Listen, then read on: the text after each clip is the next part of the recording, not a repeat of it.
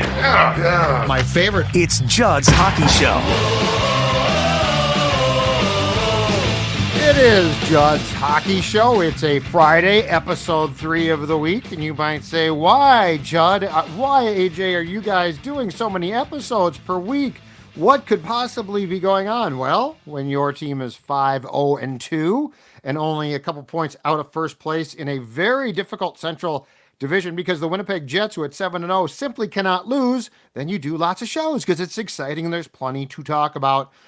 In this case, a discussion about the Wild, their win last night against Tampa, and checking this out, ESPN doing their most recent power rankings today.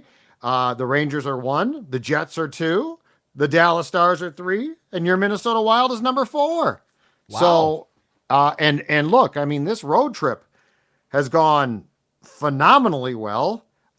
They beat the defending Stanley Cup champions. We did a show off that, Florida Panthers, a couple nights ago, and we said, okay, Tampa Bay is tough. Let's see how you fare against Tampa Bay. I want to turn this over to you. I watched the whole first period and then had to focus my attention on the Vikings completely.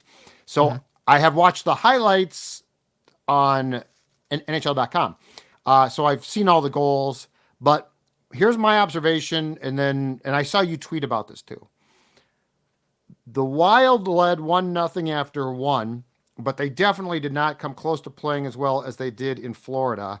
And it really looked like they didn't play a great period at all. And Marc-Andre Fleury, who hadn't started in like 12 days, only his second start of the year, was absolutely outstanding in the first period.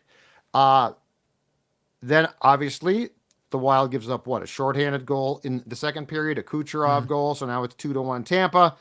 And then the Wild comes storming back. What was your takeaway of the Wild's performance, though, which it essentially results in a 3-2 win because the fourth goal is scored by Kaprizov into an empty net?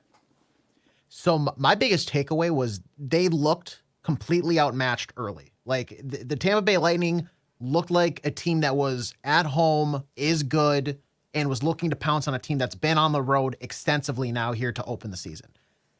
They were smothering the puck here. The Wild, it looked like, had trouble at times just stringing together simple passes. Breakouts were almost non-existent. Zone entry was just terrible. It was a lot of like, okay, get to the blue line, let's chip it, and okay, now turn the puck over after trying to do a dump and chase. It looked like kind of how I expected, and I think the Wild maybe had 6 shots on goal in the first period only, and midway through the second, they were sitting at about like 14, 15. I was like, this is going to be rough if they can't, like, this goes back to maybe what we were talking about where it ended up being quality over quantity. Right. Because they kept finding ways to just find the back of the net. Eventually, in the third period, I guess let's go through it here because you had Kirill Kaprizov get his third tally of the year, 5-on-5 in the first period. Marco Rossi had a good pass. It was challenged for offsides. It was deemed to be onsides. They can't capitalize on the power play following that up. Brendan Hagel actually scores to even the game shorthanded. Yep. Then Kucherov on kind of just a defensive breakdown. Declan Chisholm gets left in no man's land. Does he commit? It was a couple passes back and forth. Goal. No, and they were bad. The short-handed goal was sloppy. I did not like either goal. And they were within about 3 or 4 minutes of each other, and I was sitting there thinking like, okay, this might be kind of where the wheels fall off for at least this road trip. It's been long. You can tell it looks like it's taking a toll on them. But then they just bounce back. 7 minutes later, Zach Bogosian off a feed from Matt Boldy, and they tie the game up. So unfortunately, the hope for a lot of Wild fans that the team would not trail for like the 500 or so minutes that I think the 1970 whatever Bruins had set. 70 Bruins, yeah. Yeah, Yep. So that is gone. Yep. On the power play, Matt Boldy in the third period, 54 seconds in, the power play has continued to look just so deadly. The Jack Campionano and crew have been, I think, really, you got to applaud them for the work on that power play. A different mentality, no question. And then Kirill Kaprizov obviously nets the game later on with the empty netter with like 30-some seconds left. Right. the mental fortitude of this team is something to take notice. Because this was lacking a lot last year. Oh yeah. They go down, and that was the first test of, okay, how are they going to react? How are they going to bounce back here? Will they flail and falter like we maybe have expected, or are they going to rise to the occasion and challenge a competitive team that, like I said, up until that point looked like they were very much in control? Yep. They battled back. They even the score. They get a big goal in the third, taking advantage on a man advantage, which is what I think we expect this team to do with the top end talent they have on that first power play unit. They simply controlled the game in the later stages against a tough team on the road. They continue to make me think that I am completely wrong about this team, and I'm happy to be very wrong about this team. The defense that they had in the third period, I think, is what really stood out to me, and somebody pointed this out to me on Twitter.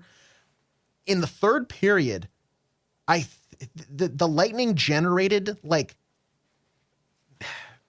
a handful of shots, but when they needed goals the most, they generated maybe like 0.14 expected goals. Like it was about as close to lockdown defense as you could have had. And at that stage of the game, you've already been on a road trip for this long, to have the legs and the mental fortitude to have that type of performance and preserve your lead. This team is, I'm not going to say they're making me believe, because like I said, I'm very cautious about fully buying in, but they are putting forward a lot of, to your quote about this, professional performances. That was a professional hockey win last night down in Florida. Well, in the first period, they basically they hung Fleury out to dry, which could have gone really badly, and he was absolutely outstanding. He made a couple of point blank saves. Like there were, I think, 2 or 3 after one period, high danger chances by Tampa. Fleury stopped them all, which was fantastic. I mean, again, that didn't happen a year ago. I mean, I think this team is partially, and they should be, influenced by the fact they got embarrassed last year. Like they were embarrassing. And, when Ryan Hartman comes out after the year and says, well, we weren't hard to play against, that is a huge indictment. And so I think what we're seeing is a team that, and this is hockey. It's a lot of effort stuff. It's a lot of effort. Yes, talent helps. Kirill Kaprizov, Boldy to me continues, 5 more shots on goal last night, a power play goal. Boldy continues to be great, but it's also how hard are you going to work? Marcus Foligno, 7 hits. Trennan, who remains too slow for my liking, 3 hits. Yeah. So they are doing a lot of the things that I think they got away from or just simply didn't do a year ago. I want to talk about 3 of their goals in particular, though, okay? So the Kaprizov one, to wrap things up, was actually a Laukow play, which was a nice play along the boards to get the puck to Kirill. But let's talk about the first 2 goals. All right. Okay. So the Kaprizov first goal, which comes off of a hell of a pass by Rossi. And by the way, if you have any semblance of the puck on your stick and you back in, can we get rid of that being offsides? Like, this is such a subjective, you have to have possession. So if you're backing into the zone, if you're skating in backwards, and you do not have complete control of the puck in the eyes of the officials or the replay, that is offside because you yourself are offside. But if you are deemed to have control, you're not offside, even though you technically are. Can we just get rid of that part of the rule? Like, if you have the puck on your stick in any means, because it's like, it goes back to what football had, a catch or no catch. If if the puck is at any point on my tape and I'm backing in, skating in backwards, that should be onside. So let's get rid of the silliness, because Rossi was ruled to have possession, but I'm watching that and I'm like, if this was Wednesday instead of Thursday, that gets called offsides possibly. Let's not look for a reason to eliminate goals. Great pass though, fantastic pass. Marco continues to be outstanding to Kaprizov. But I want to talk about the defenseman's role here, because to me, it's the defenseman's role. Go back and watch this play.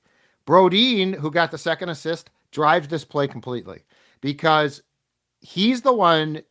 So the puck gets to Rossi. Brodin doesn't just join the play. He joins it with a plan, which is coaching.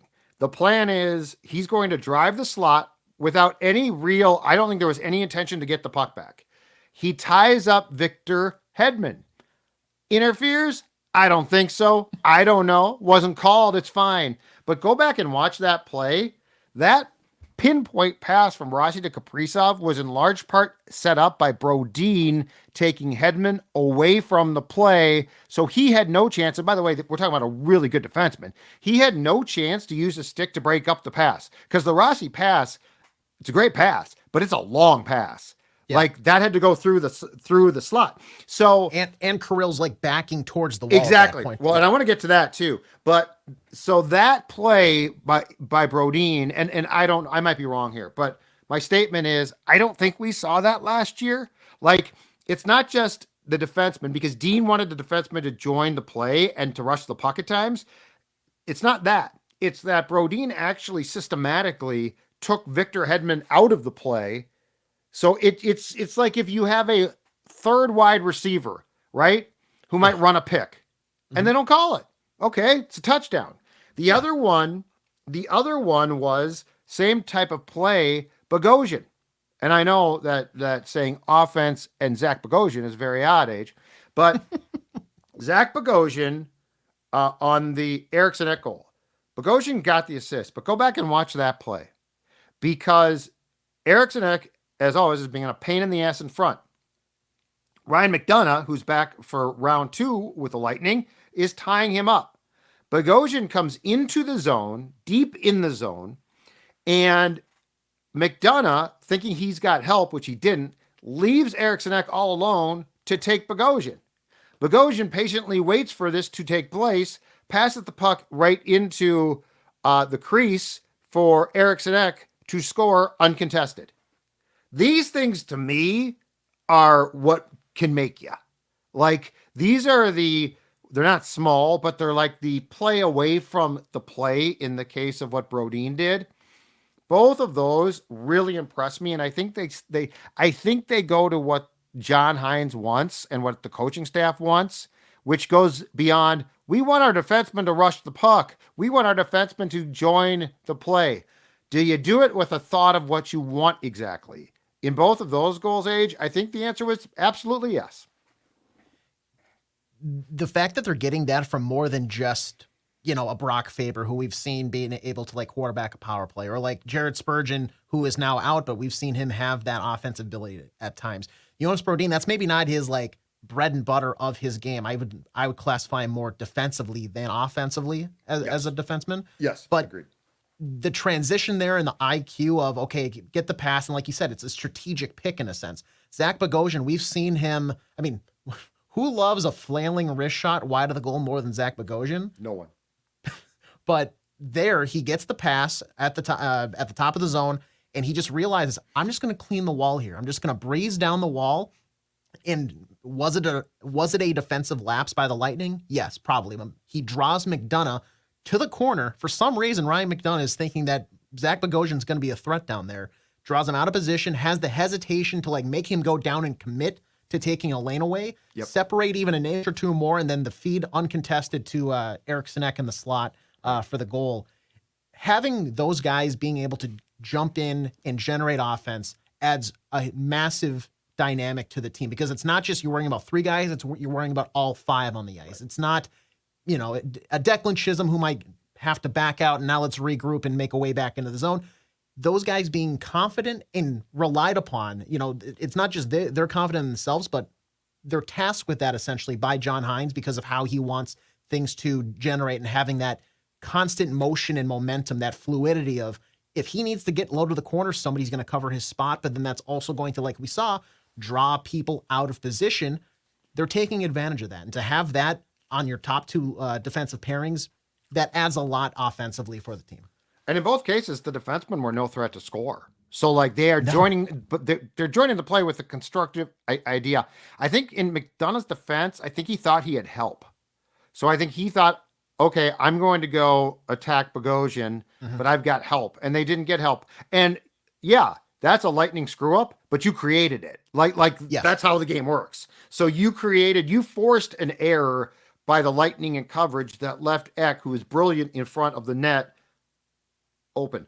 The last goal I want to talk about is the Boldy goal, which looks like the Kaprizov goals of late. And I want to ask you a question because this might be, again, recency bias on my part. have we has the Wild coaching staff, have they opened up, worked on, I don't know what the word is, but it feels like those angle shots, which by the way, teams are scoring on a lot now, like that where you're not parallel to the goal post, but you're in a place where the average human would shoot it way wide. Yeah. Is this a new point of emphasis?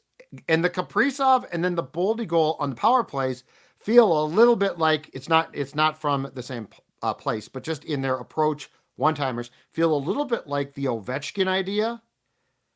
Is this recency bias for me to say this feels like more creativity, or do you think that there is a pre-planned set idea, which by the way teams will adjust to, but it's a quick pass, a no hesitation one-timer, and for Kaprizov and Boldy, who are both very skilled players, definitely coming from an angle that is inching towards 90 degrees. So the way that I wouldn't say it's recency bias. I think it is something that is probably being drawn up by the coaching staff, because the way that I look at it, you have two left-handers that you're talking about in Kirill Kaprizov and Matt Boldy, and they're both on their off wing on that right wing side. So they're able to take that one-timer pass across. But by stretching the two forwards and wingers out across that zone, Yep. Vasilevsky, if he cheats towards the Boldy side or the Kirill side there, that leaves the puck carrier, who in this case is either Marco Rossi or on the assist on the Boldy goal is Matt Zuccarello. They're able to realize, okay, he's leaving me a short side opportunity. They both have decent enough shots, and will they shoot it with Zuccarello? I mean, I don't know. But they both should have a decent enough shot to where, okay, we're going to capitalize, take a scoring chance here. If he stays hugged to the post, it's like spreading butter on a slice of bread, where if the more you spread it out, the thinner it is. So by spreading those guys out as wide as they can be, the angle that he has to cover then it's such a long distance. Like, it's inches at the end of the day, but inches matter in this game of hockey. They're able to capitalize on that. So a pass across, the puck's going to be able to travel to the stick of the shooter a lot quicker than he can go post to post. Mm-hmm. And you saw that on both the Rossi pass and the Zuccarello pass. Both of those passes were great. I think I like the Zuccarello one a little bit more just because he had that no-look kind of flair to it. But it was right on the tape. Those guys dropped the hammer, and before you know it's in the back of the net. Spreading that out is adding that level of deadliness, because if he cheats at all, they're going to capitalize. If he hugs the post, they're going to realize, okay, we can just make that pass, and now we're going to capitalize again. It all comes down to whether or not the shot's on goal. Right. And there's only X amount of guys that can make that shot. Absolutely. Like Kaprizov, Boldy can. There's a few guys, but you can't turn Yakov Trenin loose on that pass. No, but they're able to do that because they have both of those guys left-handers. Yeah. And the catching glove of Bobrovsky the other night, of Vasilevsky last night, it's their left hand. So there's only so much they can actually cover there. Right. And maybe the argument on the other side as well, if it was a righty that they're trying to get to, like in Ovechkin's case, well, the blocker is so much harder to make the stop, because then that offers a rebound if they catch it, whatever. Right. They must do the scouting ahead of time of, okay, we know we can pepper his glove hand. Some goalies just can't hold on to the puck as much. Now, the interesting thing about that play, and we saw it again, I think this was in the first period, I think it was Rossi attempted to make the pass, and he did to Boldy. It was gorgeous. Boldy, though, hammered it wide. The downside to that play is if you miss the net, that puck is going to ring the boards, and it's very likely going to spring your opponent on a 2-on-1. Because so there is a downside here, which is why you really have to hit the net or the goaltender. Because I'm pretty sure if I am recalling this correctly, that Boldy took the shot and you hammer the shot. Like, it's not a soft shot. No. You hammer the shot. It went wide, rang the boards, and I think the Lightning had a 2-on-1. So there is a problem if you don't hit the net, because there's only, I think, so much recovery that can be done by your teammates in a quick fashion. The other thing is teams are going to start to try to take this away, like they watch film too. Yeah. But it feels like something we've been seeing more and more throughout the league. I don't know if we've been seeing it as much from the Wild. I also feel like everybody has been told, especially on that top line age, shoot the damn puck. I mean, Thank God. Kaprizov and Zuccarello both had 2 shots last night. And it does feel like there is, I don't think this is a fluke. I mean, I think they have been told No. you've got to take shots. Like, in fact, and if this was done, I applaud it. I think Kaprizov and Zuccarello were told if you're going to play together, which by the way, you guys are great together, but if you're going to play together, if you're going to be on the top line together, you can't be the passing twins because there's still some really nice passes, but somebody's shooting now where I felt like a year ago at times it got to be, no, you take it. No, it's like the boy and girl who are dating and talking on the phone and they won't hang up. And that's how they felt. Yes. So it feels like there's definitely been a come to Jesus about that. But I mean, I remain impressed. It's a 7-game trip. The Wild still does not have a regulation loss. They've got a game Saturday afternoon in Philadelphia left. They've got a game Tuesday night in Pittsburgh, which will be very interesting because that will be, it's supposed to be Marc-Andre Fleury's last ever start in the place where he started and played a lot of his Hall of Fame Stanley Cup career. So, but I mean, at this point in time, you feel pretty damn good. Like, and by the way, the Pittsburgh one might be rough. I don't like Pittsburgh, but it's going to be an emotional game.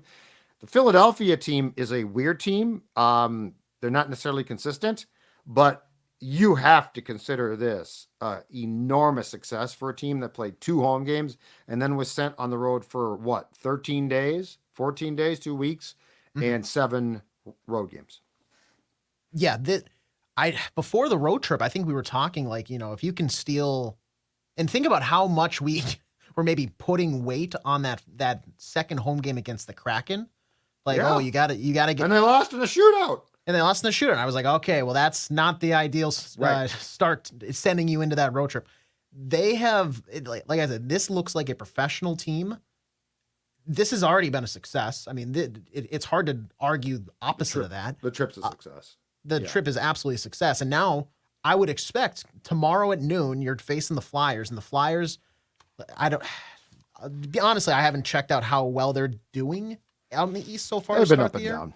They're what you're expecting, I would assume, of the Flyers, but they're a team that you should, I would imagine, if you're going to, they have 3 points so far. They're 1-5-1. So you should be, if Gus is going to get the start, you're going to be able to probably pick up a point, if not 2, depending on, I still think that despite how they played, the road trip fatigue should come into play at some point, whether it's tomorrow or Pittsburgh. Pittsburgh's just going to be so highly emotional for Fleury. And he was great last night. He might stand on his head. And it's weird. This team has always had problems in Pittsburgh. Part of me thinks though, in the locker room, and how many times have we seen maybe like Wallstedt comes up and he's going to get his first start or whatever on the road in Dallas. And you'd think, okay, they're going to really get behind and put a good defensive effort in front of them. And then they just let it flop and everything like that. I feel like this road trip tells me that they might actually show up in Pittsburgh. So they might. Yeah. I mean, they look like a different team. I'm with you. Yes, they do. I'm hesitant I'm hesitant about my excitement, but I like how they look. And it feels like John Hines having a full training camp has definitely turned a corner here. Yes, they look and seem to be a little bit tougher. They have an attitude with them. Because I'm even seeing like after the whistle or behind the play, Marco Rossi isn't taking, that physicality. If you rub him off in the wall, he's going to give you a shot in the back on the way, like up the ice. They're not just accepting, okay, you're going to hit us and throw us around. We're fighting back. And so this team, mentality-wise, I think they have a little bit of that edge to them, which I am loving so far through 7 games. Well, and they should. In the last 2 years, they haven't. 2 years ago, they had to go out and trade for Ryan Reeves in November because they had no edge. Yeah. And a year ago, they just didn't have an edge, and then they just sort of fell apart. And that is inexcusable. Like, they have too many players who have an edge to decide, we don't have an edge. So, yeah, it feels like the more difficult training camp, the preparation for this road trip. This is a very low bar. It feels like they're prepared to play. And I mean, that's a damning thing to say. But a year ago, it didn't. And I mean, that's what got Dean Dean got fired because of that. Like, they had lost 7 consecutive games. They were playing poorly, but more importantly, they weren't prepared to play. And Just I going don't through know. the motions. Yeah, and I don't know if players had tuned him out. I don't know what had happened. Kaprizov got off to a bad start. The goaltending was a mess. Goaltending is very weird. That's on the goaltenders as well, certainly. So, and anyway, this is far more fun to watch and will result in far more Judd's hockey shows with AJ and, of course, Jesse Pierce as well on Tuesdays. We appreciate you tuning in. Have a great weekend. Enjoy the Flyers and Wild, and we will talk to you next week.